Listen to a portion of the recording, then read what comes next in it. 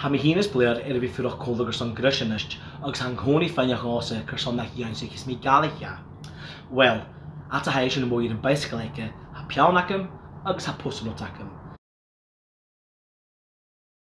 Go fórstnach scoil leis a pink han háte seo cátaiste le stickerin a ha pink. Oh my gosh.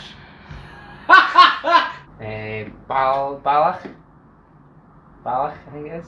Cue car. I thought Gaelic was hard, but I think actually Ricky's handwriting is actually harder. I want you to try and learn some, and then we're going to do like a wee flashcard test. Okay, sounds good. Challenge accepted? Challenge accepted. I'm now going to flashcard you some words, and I want you to try and pronounce the word and tell me if you can remember where it was. First word. Please. Prius. And where would you have seen it? Cupboard? Yes, you're correct, so it's... Yes! Good one. Good, Yeah, good start. Good start, good start. Oh wow. I don't know. I can't say that word. Do you recognise where it would have been? Oh gosh. Couch? No. So it's aving. Avin. And it is an oven. Avin, okay. Now that was the light.